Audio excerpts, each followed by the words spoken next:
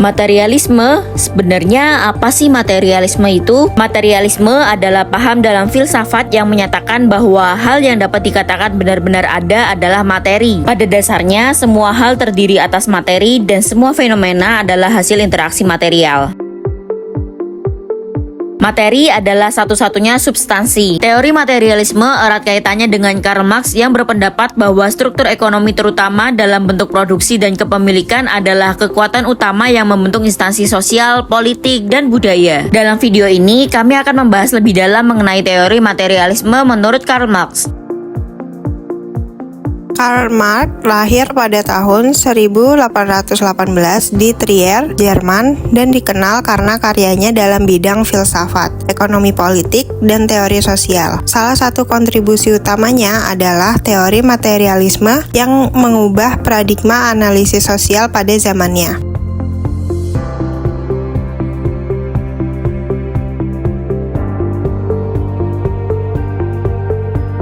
Menurut Karl Marx, teori materialisme adalah pandangan filosofis yang menekankan peran utama struktur ekonomi dalam membentuk institusi sosial, politik, dan budaya dalam masyarakat.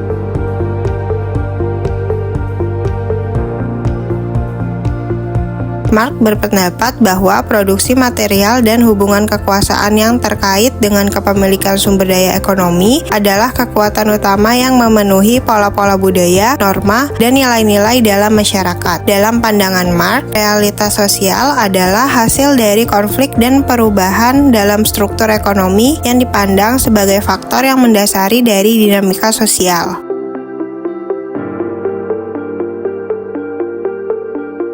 Kali ini gue mau buka tabir sejarah nih, gimana Nike memperbudak buruh di Indonesia dari dulu sampai sekarang.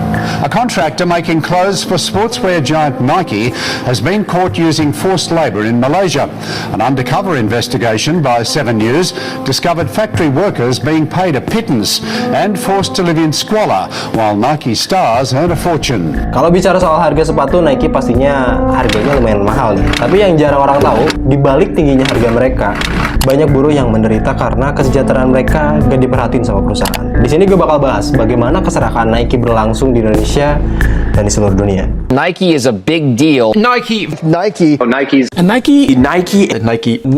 Motiva. Gak diraguin lagi sih kalau Nike itu jadi brand sepatu terbesar di dunia. Nike bisa dibilang jadi trendsetternya yang memicu perkembangan culture dan skena sneaker di dunia. Mulainya di Amerika nih. You are the founder and still CEO? I'm still chairman, I'm not CEO. Still chairman of Nike, which is a $30 billion a year company. Kapitalisasi pasar Nike di tahun 2022 kemarin itu sekitar 164 miliar dolar Amerika atau sekitar 2,7 kuadriliun rupiah. Uang ini yang bikin Diswas merajai pasar alas kaki dunia. Carolyn, thank you. It's good to see you again. Who, as everyone here knows, invented the Nike swoosh and got paid the outrageous sum of $35 for it. We paid her $2 an hour, and I never thought she'd spend 17 and a half hours on the project. Besarnya Nike sekarang ini nggak lepas dari strategi marketing yang mereka rancang, khususnya setelah Nike bekerja sama dengan legenda NBA Michael Jordan. Padahal sebelum dengan Jordan, Nike cukup struggling banget karena harus saingan sama Adidas dan Converse di ranah sepatu basket. Merek Nike Air Jordan membawa Nike menuju popularitas dengan menguasai 48% pasar sepatu basket di tahun 1987. So that was a huge turning point to get Michael Jordan. Absolutely, and still to this day, that's another part that I'm really proud of. That we really turned an endorsement into a brand, and obviously he was a huge part of that because he was such an exciting player and so likable. And but yeah, that changed the industry really. Tapi ya, popularitas ini yang bawa Nike semakin rakus dan mulai melakukan praktik kapitalisme. Mereka menuai banyak permintaan sepatu. Nah, untuk mengimbangi permintaan itu, Nike perlu buka pabrik baru dong. Untuk memperkecil pengeluaran karena pabrik baru, Nike mulai ngelirik negara berkembang untuk dapat tenaga kerja yang lebih murah, salah satunya Indonesia. Sedangkan pabrik Nike di Amerika terakhir tutup itu di tahun 1989. Kapitalisme Nike ini tentu berimbas bagi perusahaan mereka sendiri. Nike diterpa berbagai skandal karena praktik perburuhan mereka yang luar biasa mengerikan. Mulai dari buruh di bawah umur di Pakistan hingga pemberian upah yang nggak setimpal. Keserakan Nike ini semakin disorot dan dibenci oleh publik setelah laporan tentang buruh pabrik Nike di Indonesia yang melanggar etika dan hak asasi manusia. Karl Marx memandang materialisme sebagai filosofi yang menekankan pentingnya faktor materi dalam menentukan perkembangan masyarakat dan sejarah manusia. Baginya, ekonomi dan struktur sosial merupakan faktor utama yang membentuk pola pikir, budaya, dan kekuasaan dalam masyarakat. Materialisme diajukannya sebagai kontras terhadap pandangan idealis yang meyakini bahwa ide dan pikiran adalah faktor dominan dalam menggerakkan sejarah.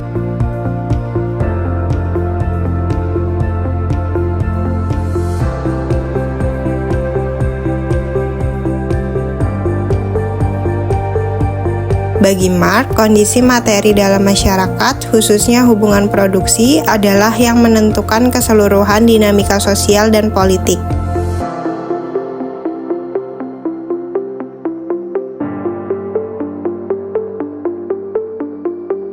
Karl Marx memandang bahwa faktor ekonomi seperti kepemilikan modal dan produksi memainkan peran sentral dalam membentuk struktur sosial dan politik. Salah satu contoh kasus yang dapat dijelaskan melalui teori ini adalah pembentukan kelas sosial dalam masyarakat kapitalis. Dalam masyarakat kapitalis, pemilik modal atau kapitalis memiliki kendali atas sumber daya ekonomi dan produksi. Mereka dapat mempekerjakan pekerja kelas sosial rendah atau proletariat untuk menghasilkan barang dan jasa. Tujuan utama pemilik modal adalah untuk memperoleh keuntungan, maka mereka membayar upah serendah mungkin kepada para pekerja dan memaksimalkan eksploitasi tenaga kerja. Misalnya, yang dapat kita kaji adalah bagaimana perusahaan-perusahaan besar seperti Nike dan Adidas yang membuka pabrik di Asia Tenggara seperti Vietnam dan Indonesia, lalu merekrut para pekerja dari daerah tersebut. Mereka cenderung memberikan upah yang rendah kepada para pekerja, sedangkan barang produksi yang mereka hasilkan dijual dengan harga yang setinggi-tingginya.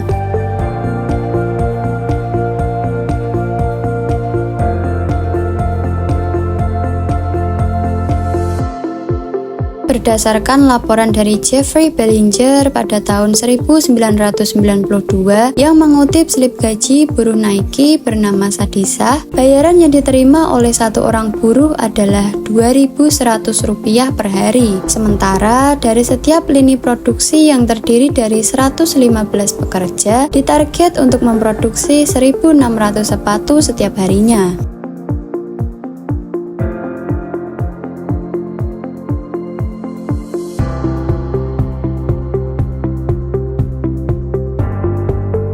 Betapa ironinya sepatu dengan harga $80 atau sekitar Rp160.000 pada tahun itu hanya memerlukan biaya total produksi sebanyak Rp240 atau 12 sen karena buruh yang dibayar begitu murahnya. Hal itu dapat membuktikan bahwa pemilik modal memiliki kendali atas sumber daya ekonomi dan produksi.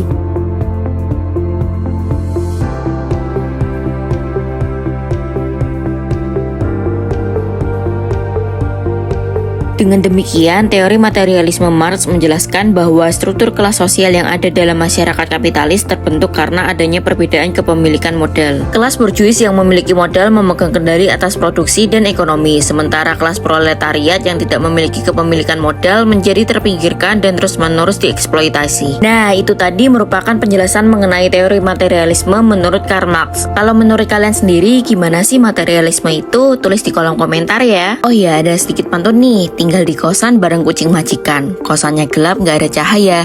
Terima kasih kami ucapkan, semoga kami mendapat nilai A. Sekali lagi kami ucapkan terima kasih buat yang sudah menonton. Sampai jumpa di video selanjutnya. Bye-bye.